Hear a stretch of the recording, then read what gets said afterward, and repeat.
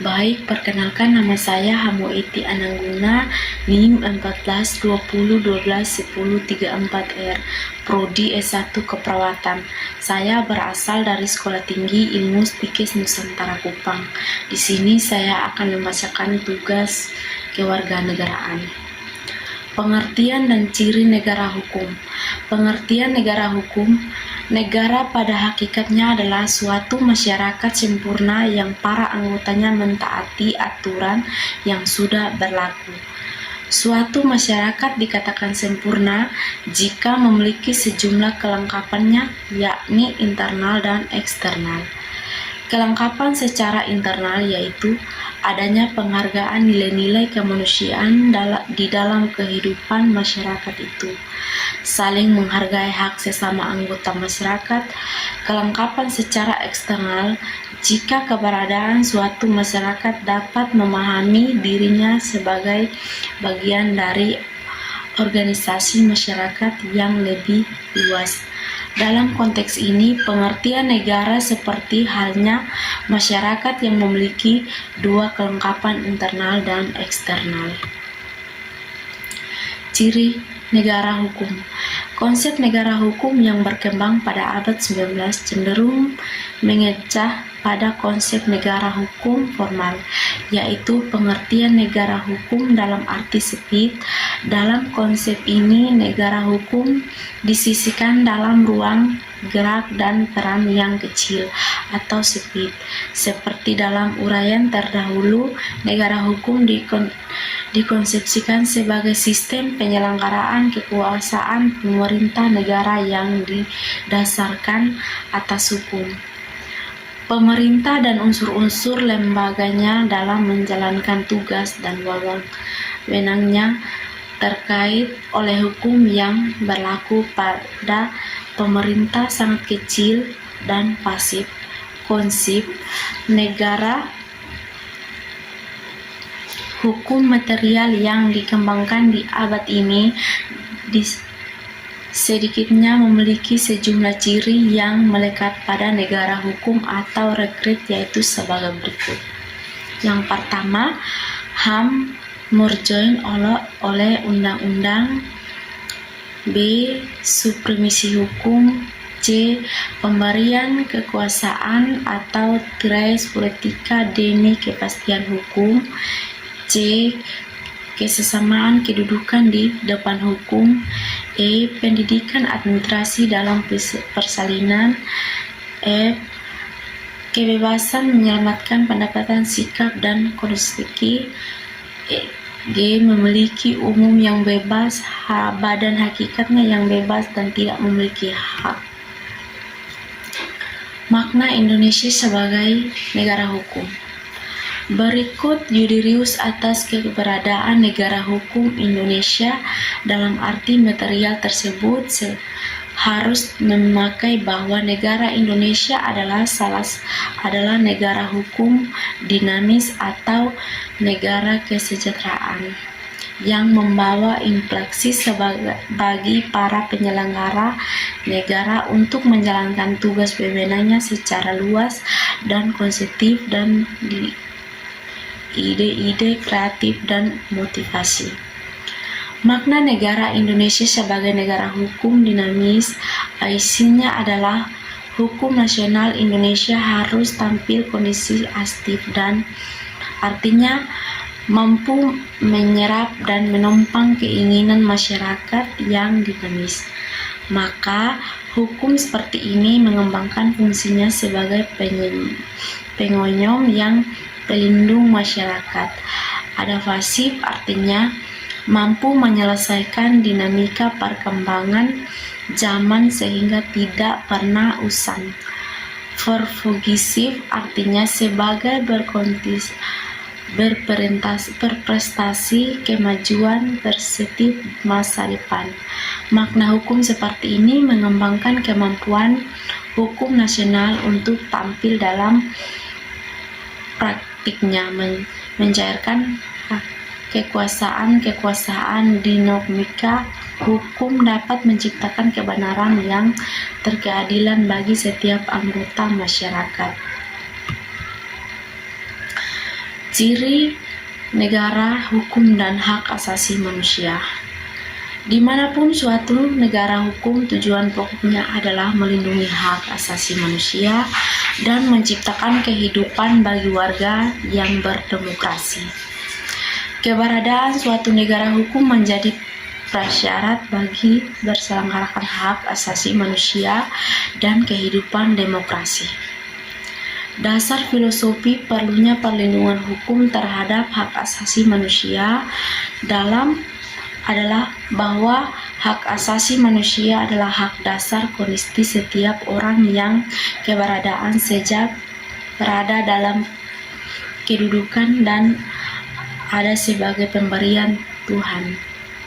Negara wajib melindunginya. Perlindungan hak asasi manusia di Indonesia secara yudisius didasarkan pada Undang-Undang Negara Republik Indonesia 1945. Wawasan Nusantara sebagai geopik Indonesia. Wilayah sebagai ruang hidup. Setiap bangsa mendatangkan anugerah Tuhan berupa alam yang sebagai istilah yang berbeda antara suatu wilayah dengan wilayah lain. Demikian pula manusia sebagai ciptaan yang maha kuasa dikali dengan akal budi yang berwajib untuk mengurangi kemudaratan hidup dengan menantiasa mengembangkan hubungan yang baik antara sesama, lingkungan alam sehubungan dengan penciptaannya. Kesadaran dari diri oleh pikiran budi tersebut membawa konsepsi bahwa setiap manusia harus berjuang secara diri dan bersama-sama untuk mendapatkan dan meningkatkan hakikat dan derajat atau prioritas kemanusiaan dan keberadaan alam sebagai anugerah pemberian Tuhan untuk dikelola secara bertanggung jawab. Konsep geopolitik sesungguhnya adalah merupakan ilmu yang penyelenggara negara yang setiap kewajiban diajarkan dengan masalah-masalah geografi, wilayah atau kesempatan tinggal suatu bangsa. Negara Indonesia memiliki unsur-unsur kekuatan sekaligus kelemahan. Kekuatan terletak pada posisi dan keadaan geografis yang strategis dan kaya sumber daya alam. Sementara kelemahannya melekat pada diwujudkan kesimpulan dan kewarganegaraan masyarakat yang harus disatukan dalam satu bangsa dan satu tanah air sebagai salah satu perjuangan oleh para pendiri negara ini. Konsep geopolitik asal istiarat geopolitik. Istilah geopolitik semula diartikan oleh Frank Rutgers 1844 dengan 1904 sebagai ilmu bumi politik geografi. Istilah ini kemudian dikembangkan dan diluaskan oleh sejarah ilmu politik Swedia Rodhevi Kesvin 1864 dengan 1922 dan Harklim diajarkan menjadi geografi politik dan sosial.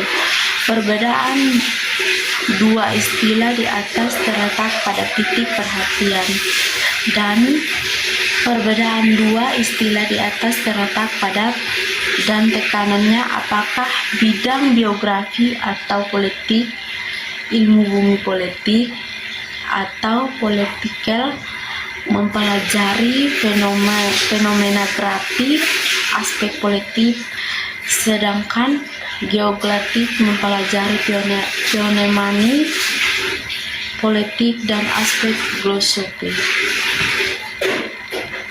Teori-teori geopolitik. Teori-teori geopolitik mendapat bahwa negara itu seperti organisme yang hidup. Teori geopolitik dilanjutkan ajaran Teori geopolitik diajarkan tentang teori yang berbeda dengan Ritschl yang menyatakan negara seperti organisme, maka ia menyatakan dengan tugas bahwa negara adalah suatu organisme, bukan hanya mirip. Teori dilanjutkan pandangan riset dan kejal jumlah pandangan tentang kemistrikan dan paham ekstremisme. Paham geopolitik bangsa Indonesia. Geopolitik diartikan sebagai sistem politik atau peraturan-peraturan dalam mewujudkan kebijaksanaan dan strategi nasional yang didorong oleh aspirasi nasional. Kepentingan titik beratnya terletak pada perkembangan geografi wilayah atau teroris dalam arti luas suatu negara yang apabila dilakukan dan hasil akan dampak langsung pada sistem politik suatu negara. Sebaliknya, politik negara itu secara langsung akan berdampak pada geografi negara yang bersangkutan. Geografi bertumpu pada geografi nasional. Hukum geografis mengenai situasi, kondisi, atau konsistensi geografi dan segala sesuatu yang anggap real dan dihakikat sebagai geografi suatu negara. Wawasan Nusantara Pengantaran Geografik Indonesia. Latar belakang munculnya konsep wawasan Nusantara adalah berhakikat wilayah Nusantara sebagai suatu wilayah negara lain. Berkuasa negara kesimpulan konsep negara kepulauan pada awalnya dianggap asing dan kebanyakan negara di dunia ini namun memulai kekuasaan yang diingin oleh konsisten pada yang lain. Dengan keberhasilan demokrasi luar negara, Indonesia didukung oleh negara untuk terhadap konsep ini, maka potensi kekayaan alam Indonesia menjadi kesejahteraan dan makmur bagi masyarakat Indonesia. Wawasan Nusantara sebagai Pancasila, filsafat Pancasila dan Undang-Undang 1945 yang merupakan kondisi kehidupan bermasyarakat, berbangsa dan berbangsa. Kemanusiaan Republik Indonesia memberikan keadaan nilai moral dan etika serta ketuntunan sikap bangsa Indonesia yang harus mendampakkan pengetahuan dan kemajuan bangsa di segala aspek kehidupan nasional sebagai visi bangsa yang harus diujarkan tinggi untuk diamati bersama. Keadaan ruang negara bahwa mitra kehidupan dekat laut untuk udara adalah merupakan wadah bangsa yang harus dijaga senantiasa dijaga eksternasinya yang diumumkan untuk sebagai besarnya bermakmur rakyat dijaga sebagai potensi kemungkinan ancaman yang dapat diuntus pada etis nilai-nilai kebangsaan. Jadi diri atau kepribadian bangsa terlebih dalam era globalisasi dan otomatis pada daerah saat ini. Unsur-unsur dasar wawasan Nusantara. Untuk lebih memudahkan peserta belajar dalam mengatasi pokok-pokok pikiran yang penting mengenai wawasan Nusantara, maka terdapat dikategorikan dalam 3 unsur penting wawancara Nusantara, yaitu wadah, unsur isi, dan tata laku. Wawasan Nusantara sesungguhnya memiliki tanah, pengetahuan, sikap, dan perilaku sebagai konteks dan isi, maka wawancara Nusantara adalah merupakan penerapan geografis bangsa Indonesia yang senantiasa yang harus dijiwai oleh Pancasila dan Undang-Undang Dasar 1945 sebagai rambu-rambu nasional yang menjadi sumber inspeksi dalam mengembangkan potensi kewilayahan dan untuk sejahtera dan kemurahan bersama. Wawasan Nusantara yang diwujudkan adalah pengumpulan kesatuan dan satuan meliputi aspek kehidupan politik, ekonomi, sosial, budaya, dan dipertahankan. Kemungkinan pula dapat memahami melaksanakan perkembangan nasional. Terkena persatuan dan kesatuan bisalah yang dalam pengalaman sejarah kehidupan telah digali dan dibuktikan kesimpulannya dalam berjalan sejarah bangsa dalam mencapai cita-cita dan tujuan.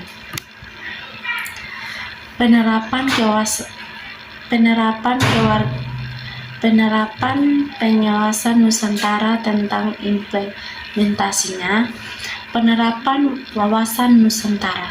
Sebagai telah diketahui bersama bahwa sampai dengan saat ini problematika kehidupan bermasyarakat, kebangsaan, dan kebernegaraan tidak akan pernah berhenti dan malah memiliki globalisasi yang masyarakat dengan nilai-nilai yang kadang bertanggung dengan kepribadian, yaitu melanturkan semangat kebangsaan, rasa kebangsaan dan jiwa kebangsaan, sehingga pola pikir, sikap, dan perilaku warga negara tidak lagi mengutamakan kepentingan bersama, namun lebih mendapatkan kepentingan golongan bahkan kepentingan individu.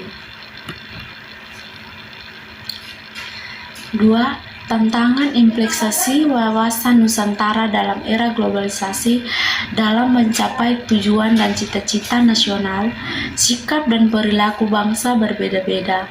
Hal tersebut menjadi karena wawasan nasional setiap bangsa tidak geografis serta kondisi sosial budayanya. Sementara itu, budaya memiliki kebersamaan dalam faktor tersebut. Belum tentu pula sama wawasan nasionalnya karena ada faktor subjektif yang berperan. Oleh karena itu, wawasan nasional Indonesia seperti halnya wawasan nasional bangsa atau negara lain yang akan berklasifikasi. 6. Konsepsi yang menjadi elemen wawasan nasional Indonesia ialah persatuan, kesatuan, Bhinneka Tunggal Ika, kebangsaan negara, kepulauan, dan globalis dan geopolitik. Pada dasarnya dapat dipandang dari dua dimensi memiliki, yaitu dimensi kewilayahan dengan segenap isi di dalam atau yang disebut realita, dan dimensi kehidupan masyarakat berbangsa dan kebernegaraan atau yang disebut sebagai fenomena kehidupan.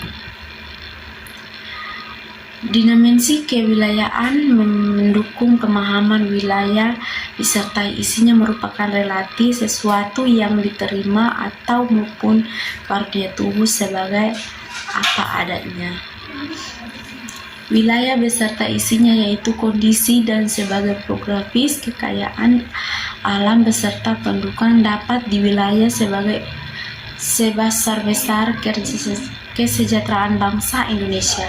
Sedangkan kehidupan bermasyarakat, berbangsa, dan bernegara demi mencapai kesejahteraan berbangsa Indonesia selenggarakan dengan mengutamakan persiapan dan persatuan bangsa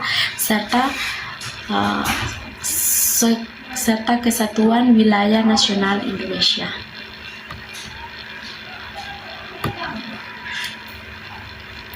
Agar kehidupan masyarakat berbangsa dan bernegara dapat diselenggarakan seperti yang diharapkan, maka keinginan tersebut perlu sinergi dalam satu keinginan bersama yang dinyatakan melalui aspirasi nasional. Sehubungan dengan hal itu, meskipun bangsa Indonesia mengutamakan persatuan dan kesatuan dalam kehidupan nasional, ciri khas daerah atau kelompok masyarakat tetap dihormati dan dikembangkan. Demikian pula status sebagai satu bangsa Indonesia tidak melebur suku bangsa yang ada, tetapi menghimpunnya dalam kehidupan bersama tanpa didominasi satu suku terhadap suku lain. Sekian video dari saya. Jika ada kata-kata yang tidak berkenan, mohon maaf. Terima kasih.